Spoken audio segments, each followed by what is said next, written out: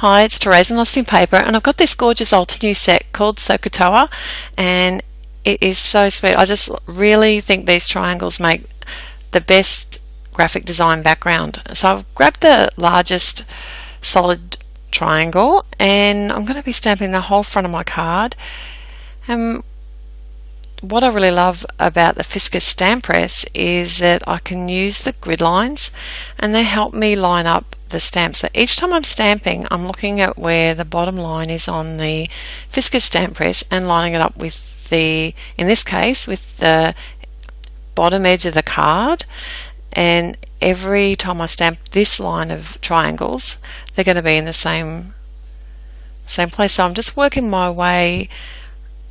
I do a row at a time, and that way I can build on the image. So I'm using some Hero Arts. This is the silver, and I don't find it very silvery. It's a really nice grey though, and I was kind of wondering if anyone's got the Delicata silver, what they think of it, because I'm thinking about getting that and giving it a try. Although I really didn't want to be going and buying any more inks, you know, if that wasn't exactly what I want. So I'd love to know your opinion on that if you've got it.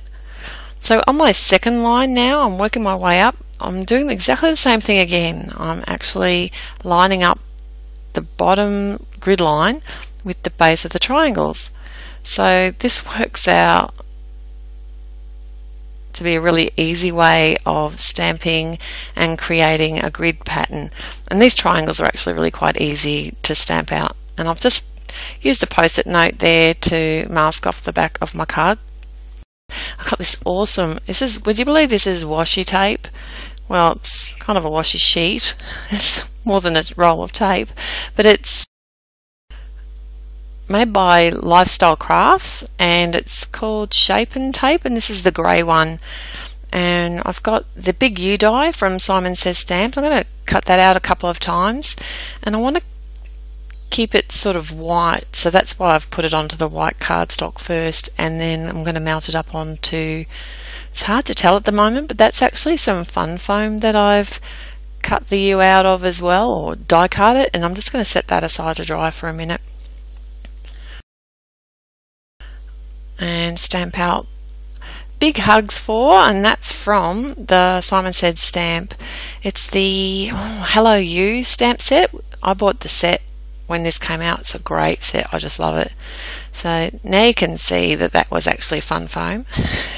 So I've popped that out, and I'm playing around and thinking, you know, maybe I want to keep those little bits in there. I don't know yet. Well, I do, because I've seen the card, but I'm not telling you what I do yet. So I've die cut some scribbles. These are my favourite things. They're Dynamics. And I'm making my own flowers, so they're out of some black cardstock, and these are just the other pieces of card are from my, you know, scraps container, and I've got my Tombow Mono, and just going to stick those down and give them a little bit of time to dry. And I've gone with this colour scheme because I'm playing with the new Pinterest inspired challenge, which has the most amazing inspiration picture, and I couldn't help it, I had to play. So to create my flowers, I just cut a border around the edge, and now I've got some DMC floss. I think I have every colour under the sun. I used to cross stitch many moons ago, so I've got a ways to go yet to use all of that up, and I've just held that in place with a bit of a glue dot at the top there, and now just having a bit of a play with all my bits and working out, you know, how I want it to look. And then I realised that I don't have any leaves, and maybe it would be a nice idea to create some of my own, and I'll just cut these out freehand out of some scrap black cardstock. I kind of like the way that they've turned out. I could have easily stamped some leaves and cut them out, but I wanted to keep, it's a lot going on in this card already, and if I start adding more colours and patterns, I just wanted to keep it fairly simple.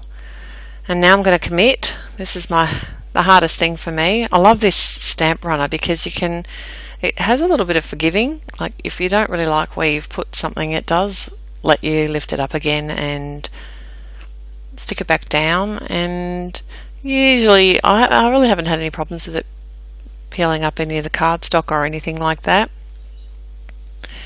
And this is where I decide that I want to actually pop up this little flower, and I've gone with the lighter colour flower. I really wasn't sure how many I was going to use. This card, I just dithered over it for so long trying to work out what I was going to do. And now that I've actually popped up that flower, I've created another problem because I've got that U on some foam tape, so some fun foam, so now I'm having to cut bits of that off and cut out the little edge of the flower, but you know, I think I got there in the end. And then out comes the Tombow again, and I'll just pop that onto the front of the card. I just like how that black sort of shows from behind. And finally, I've got a couple of little embellishments I want to add. Studio Calico, got like a black sequin and a couple of sprinkles from Annabelle's stamps, which I just love and am hoarding. And got some matte medium that I'm using. I've just popped it on a piece of cardstock that it's just a scrap piece, and then I can just throw it away afterwards. And I use my quick sticks tool just so I can remember where I actually was meant to put the piece, and then my card is done. So thanks for joining me today. I've had heaps of fun. Till next time, happy paper crafting.